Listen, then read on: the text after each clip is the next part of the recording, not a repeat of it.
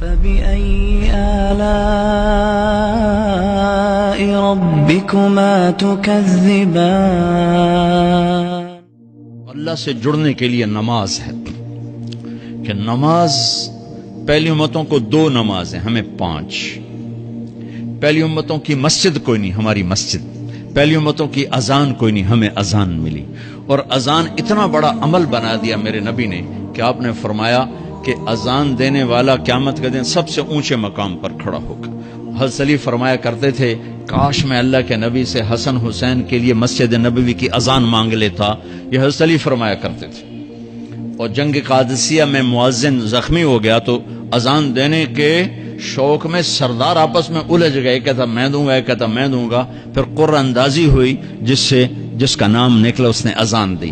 حضرت عمر فرمایا کرتے تھے اگر میں امیر المومنین نہ ہوتا، اگر میں خلیفہ وقت نہ ہوتا تو میں مسجد نبوی کا مؤذن بننا پسند کرتا۔ کسی کو اذان نہیں ملی، ہمیں اذان۔ پہلا مؤذن بلال بنا، پہلے مؤذن اللہ نے بلال کو یہ عزت عطا فرمائی۔ دنیا میں یہ ہے اور آخرت میں یہ ہے کہ میرے نبی نے فرمایا کہ جب جنت میں جانے کا وقت آئے گا نا تو جنت کی میرے لیے سواری لائی جائے گی، میں اس سواری پہ بیٹھوں گا تو اس کی جو وہ رسی ہوگی نا وہ ایسے نیچے گر جائے گی، نیچے گرے گی۔ اس رسی کے یعنی اس کی جو لگام ہوتی ہے نا وہ نیچے گرنے کا مطلب ہے یہ ایسے نیچے گر گئی۔ اب نیچے گرنے کا مطلب ہے کہ اس کی ڈرائیونگ میرے نبی نے نہیں کرنی، کوئی آنے والا ہے، کوئی ڈرائیور آنے والا ہے جو رسی پکڑ کے چلے گا، کوئی کوچبان آنے والا ہے جو اس کو پکڑ کے چلے گا۔ رسی کا گرنا ایک انڈیکیشن ہے کہ کوئی نصیب والا اب آئے گا۔ جب آپ کی سواری کھڑی ہوگی، رسی نیچے ہے تو اب سب کی گردنیں ایسے ہوں گی، کون؟ سب قیاس کر رہے کون کون کون؟ اللہ کی طرف سے اعلان ہوگا بلال کو بلایا جائے، بلال بلال۔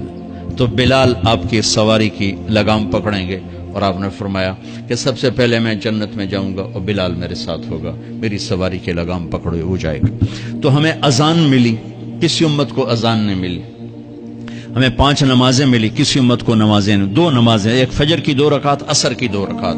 باجماعت نہیں، ان کو اپنی کتاب یاد نہیں، ہمیں قرآن یاد ہے۔ میرے مدرسے میں ایک بچہ اب ماشاءاللہ امریکہ میں وہ پڑھا رہا ہے، اس نے 30 دن میں قرآن یاد کیا۔ صبح یاد کرتا تھا، شام کو تراویح میں سناتا تھا۔ میرے مدرسے کا بچہ ہے، صبح بیٹھ کے مغرب تک پورا ہے سپارہ یاد کر کے اور عشاء کو تراویح میں سنا دیتا تھا۔ اللہ نے میں ایسا قرآن دے دیا کہ 1 مہینے میں بھی یاد ہو جاتا ہے۔ 3 دن میں بھی ایک بزرگ نے یاد کیا، 3 دن میں قرآن یاد کیا۔ اللہ نے ہمیں قرآن کی دولت عطا فرمائی، پڑھنے کے لیے 5 نمازیں عطا فرمائی، تہجد کی نماز عطا فرمائی، اوابین کی نماز دی، اشراق کی نماز دی، چاشت کی نماز دی۔ نماز کے کتنے دروازے کھول دیے۔ اور میرے نبی کی آخری نصیحت تھی میری امت نماز نہ چھوڑنا، نماز نہ چھوڑنا، نماز نہ چھوڑنا۔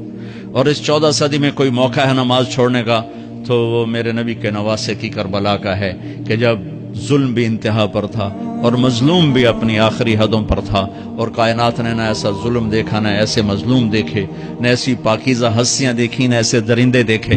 تو سورج ڈھلا، نماز کا وقت ہوا ہے، تو آپ نے سبحان اللہ، آپ نے زہیر سے فرمایا کہ شمر سے کہو نماز پڑھنے دے، نماز پڑھنی ہے، امت کو پیغام دینا ہے کہ یہ کسی حال میں چھوڑنے کا کام نہیں ہے۔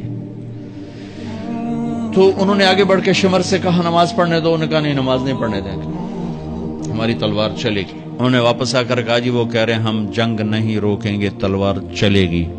تو پھر یہ نہیں فرمایا اچھا چلو ٹھیک ہے سر دیو، فرمایا اچھا آدھے نماز پڑھو آدھے جنگ کرو۔ آدھوں نے نماز پڑھی، آدھوں نے جنگ کی۔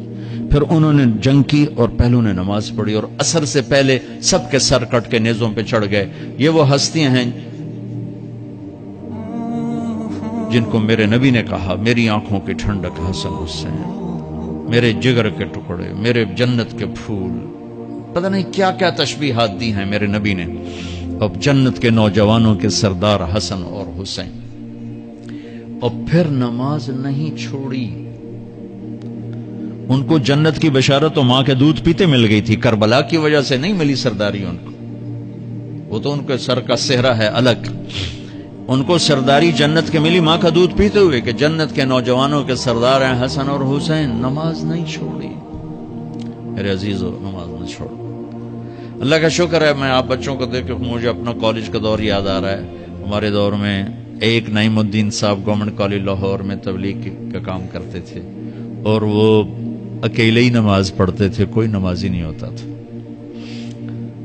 اور کسی لڑکے کی داڑھی نہیں تھی, کسی لڑکی سوا سے ایک نعیم الدین کی. اب ہر کالج میں جائے داڑھیوں والے بچے نظر آتے ہیں, ٹوپیوں والے بچے نظر آتے ہیں, کوئی لڑکی کے سر پہ دوپٹہ نہیں ہوتا تھا, کوئی ایجوکیشن تھی. اب لمز جیسی یونیورسٹی میں بھی لڑکیاں پورے برقعے میں ہوتی ہیں, حجاب میں ہوتی ہیں, نقاب میں ہوتی ہیں. جہاں برائی کا گراف اوپر گیا تو نیکی کا بھی اوپر گیا. جہاں برائی کا لیول اگر بڑھا ہے تو نیکی کا لیول بھی بڑا ہے. اتنا بڑا میری نسل کا مجمع اللہ کی بات سن رہا ہے, یہ اس دور میں کوئی تصور نہیں کر سکتا تھا.